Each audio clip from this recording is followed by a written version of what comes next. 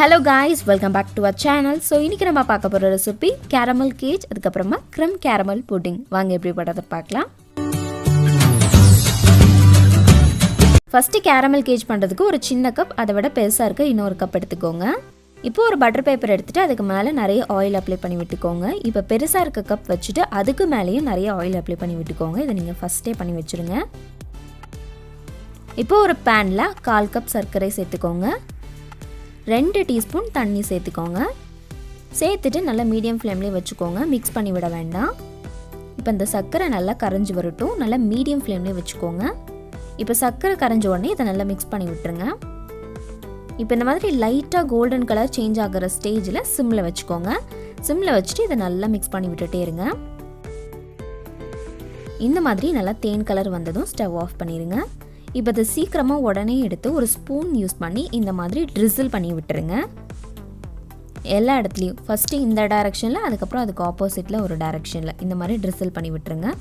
இப்போ ஒரு spoon use பண்ணி மேலேருந்து கீழே எல்லா சைடும் ஒரு ட்ராப் விழுகிற மாதிரி விட்டிங்க அப்படின்னா கொஞ்சம் நல்லா திக்காக ஸ்ட்ராங்காக இருக்கும். இதே நம்ம ட்ரிசில் பண்ணும்போது தின்னாக தான் கோட்டிங் கிடச்சிருக்கும். அதனால் நம்ம அன்மோல்ட் பண்ணும்போது சீக்கிரமாக ஈஸியாகவே உடஞ்சிரும். அதனால் இந்த மாதிரி பண்ணிங்கன்னா கொஞ்சம் ஸ்ட்ராங்காக இருக்கும். லைட்டாக டர்ன் பண்ணிங்கன்னா ஈஸியாக அன்மோல்ட் ஆயிரும். இதை நீங்கள் நிறைய டெக்கரேஷன்ஸ்க்கு யூஸ் பண்ணிக்கலாம். இப்போ அதே பேனில் 3 டேபிள் ஸ்பூன் சர்க்கரை, 1 டேபிள் ஸ்பூன் தண்ணி சேர்த்துக்கோங்க. சேர்த்துட்டு நல்லா மீடியம் ஃப்ளேம்லேயே வச்சுக்கோங்க. சர்க்கரை நல்லா கரைஞ்சி வர ஸ்டேஜில் அதை நல்லா மிக்ஸ் பண்ணி விடுங்க. இப்போ அதே பேனில் கொஞ்சம் கேரமெல்லாம் இருந்தனால சீக்கிரமாகவே கொஞ்சம் கலர் சேஞ்ச் ஆகிடுச்சு.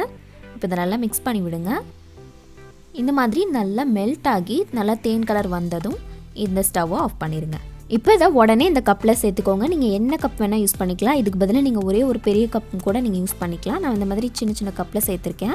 இப்போ இதை உடனே இந்த மாதிரி டர்ன் பண்ணி விட்டுருங்க. அப்போ தான் எல்லா இடத்துலையும் ஸ்ப்ரெட் ஆகும். இதே மாதிரி எல்லாத்தையும் பண்ணி எடுத்துக்கோங்க. இப்போ ஒரு பவுலில் ஒரு முட்டையை நல்லா உடச்சி ஊற்றிக்கோங்க. இப்போ ஒரு விஸ்க் யூஸ் பண்ணி இந்த முட்டை நல்லா மிக்ஸ் ஆகிற வரைக்கும் நல்லா பீட் பண்ணிக்கோங்க. இப்போ இதுலேயே 1/2 டீஸ்பூன் வெனிலா எசன்ஸ் சேர்த்துட்டு இதையும் நல்லா பீட் பண்ணிக்கோங்க. 1/2 கப்பில் 1 டேபிள் ஸ்பூன் கம்மியாக பவுடர் சுகர் சேர்த்துருக்கேன். இதையும் நல்லா கலந்து விட்டுக்கோங்க. இந்த சுகர் நல்லா டிசால்வ் ஆகிற வரைக்கும் கலந்து விட்டுக்கோங்க. இப்போ இதில் 3 டேபிள் ஸ்பூன் விப்பிங் க்ரீம் சேர்த்துக்கோங்க. விப்பிங் க்ரீம் இல்லைனா ஃப்ரெஷ் க்ரீமும் சேர்த்துக்கலாம். சேர்த்துட்டு இதையும் நல்லா பீட் பண்ணிக்கோங்க. இப்போ ஒரு சாஸ்பேனில் 1 கப் பால் சேர்த்துக்கோங்க. பால் பொங்கி வரக்கூடாது, இந்த மாதிரி சூடாகணும். அந்த ஸ்டேஜில் இதை நல்லா கலந்து விட்டுருங்க. இப்போ இதை ஸ்டவ் ஆஃப் பண்ணிடலாம். இப்போ பால் மிதமான சூடுக்கு வந்ததுக்கப்புறமா இந்த எக் மிக்சரில் கொஞ்சம் கொஞ்சமாக சேர்த்து நல்லா பீட் பண்ணிகிட்டே இருங்க. இந்த மாதிரி நல்லா கலந்து வச்சுக்கோங்க. இப்போ இந்த கப்பில் இதை நம்ம சேர்த்துக்கலாம். ஃபுல்லாக சேர்க்காதீங்க, முக்கால்வாசி சேர்த்துக்கோங்க. சேர்த்துட்டு ஒரு 2 தடவை டேப் பண்ணி விட்டுருங்க. அப்போ தான் ஏர் பபிள்ஸ் ஃபார்ம் ஆகாது. இப்போ இதை க்ளோஸ் பண்ணுறதுக்கு இந்த மாதிரி அலுமினியம் ஃபாயில் கட் பண்ணி வச்சுட்டு இதை இதில் க்ளோஸ் பண்ணி விட்டுருங்க. இப்போ ஒரு கடாயில் கொஞ்சமாக தண்ணி சேர்த்துக்கோங்க. இந்த மாதிரி தண்ணி சூடானதுக்கப்புறமா ஒரு சின்ன பிளேட் வச்சுக்கோங்க.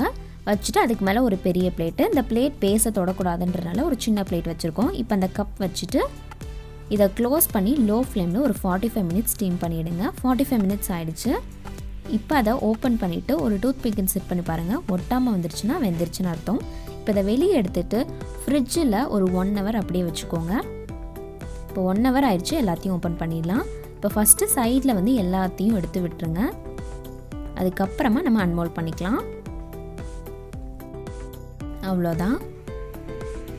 இப்போ அந்த கேரமல் கேஜும் இதில் வச்சுக்கோங்க. இது சும்மா டெக்கரேஷன்ஸ்க்காக தான். ட்ரை பண்ணி பாருங்கள்.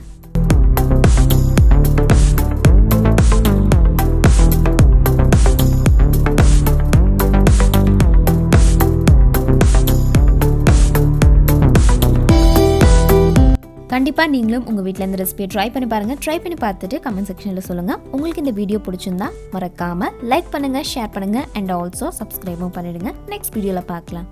பாய்.